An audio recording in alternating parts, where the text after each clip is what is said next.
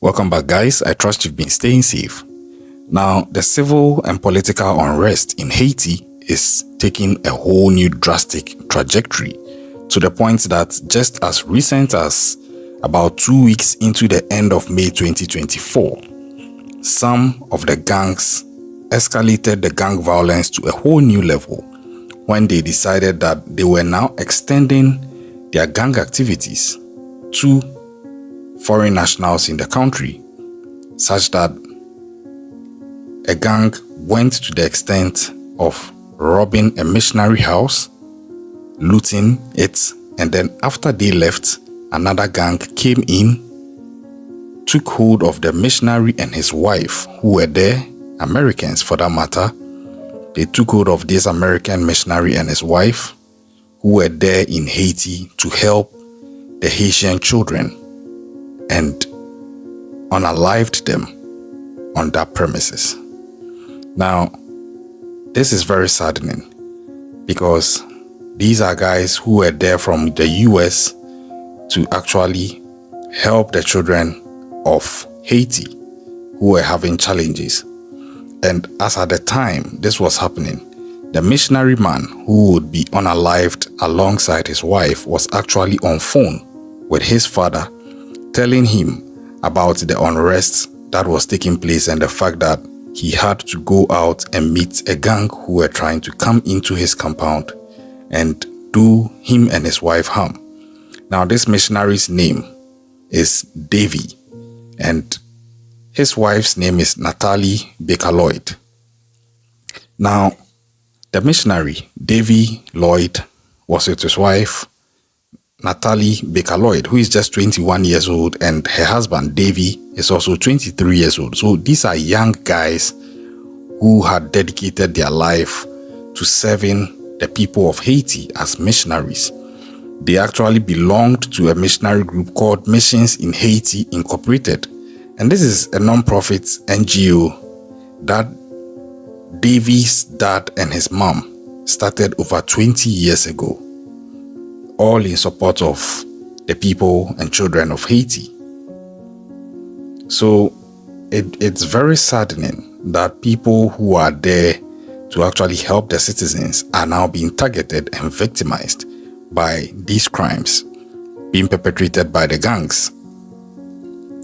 I don't want to get into the political implications of what the gangs are trying to fight for or whatever agenda they are pushing for, but I believe that irrespective of whatever agenda they have, these actions do not drive the point home. These actions in no way serve that purpose to make a good case on their behalf, because this missionary didn't have anything to do with whatever they are aggrieved about.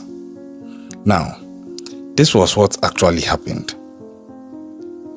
Davy's father was with them the day before this incident would occur, but he left to Port-au-Prince.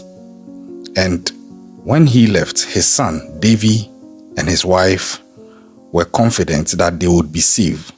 They would be safe on their compound, despite the massive surge in gang violence that has started late February of 2024 and had still continued to terrorize that small town.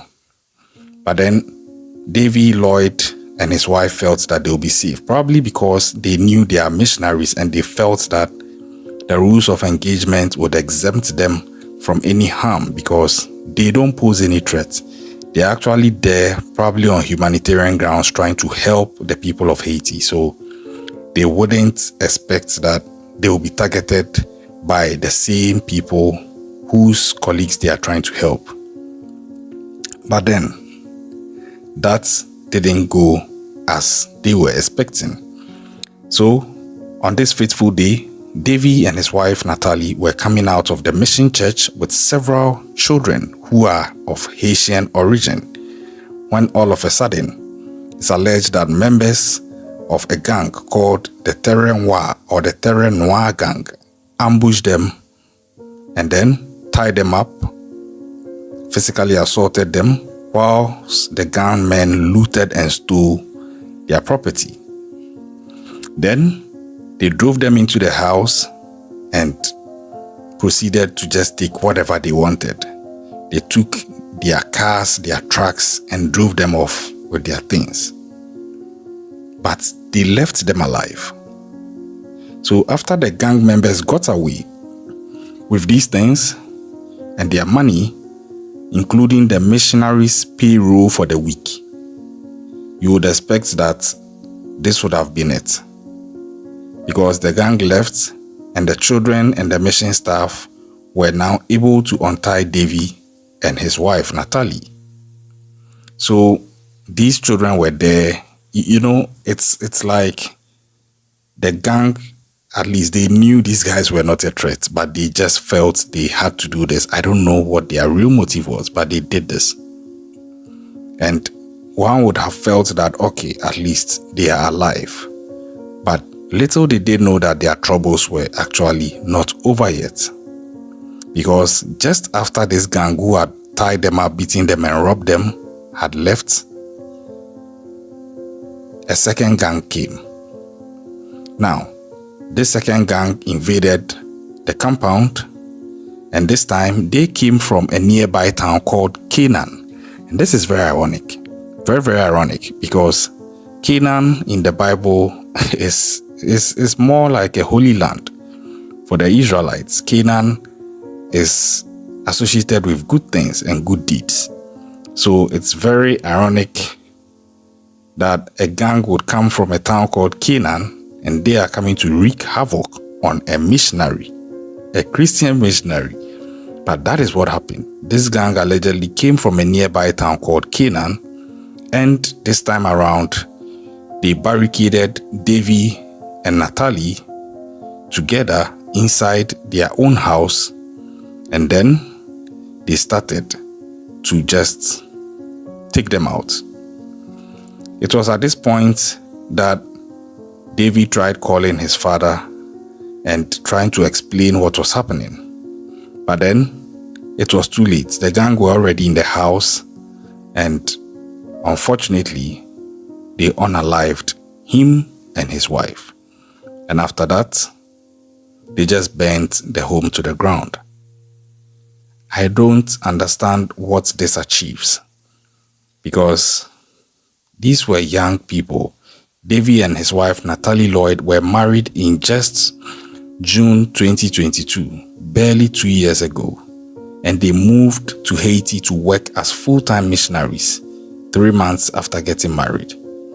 So you would say that these are young people who just dedicated their lives to serve the children of Haiti.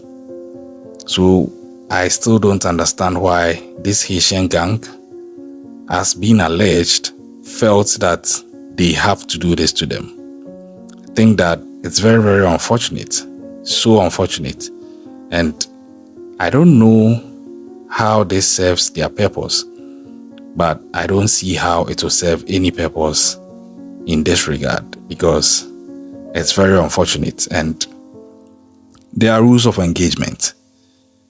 And as at the following week, the bodies of these two U.S. missionaries have been returned to the United States for a proper burial. And investigations are still ongoing, because I don't think that the people will get away with this. Maybe the justice might delay, but then definitely the justice will be served. I just wish their families and loved ones the strength to carry on and move on from this. And also, I wish Davy and his wife, Natalie, a peaceful rest. But the violence in Haiti, I believe, needs to come to an end, because it is wreaking so much havoc on the lives of people, especially the vulnerable. They get caught in the middle. You know, there's this African proverb that when two elephants are fighting, it is the ground that will suffer. And that is exactly what seems to be happening in Haiti. But let's see how this will end. And I'm hoping that the end to all this strife would come early, so that people don't suffer so much as a result of this. Subscribe to the channel if you are yet to do so. Turn on the post notifications. I'll catch you on the next one.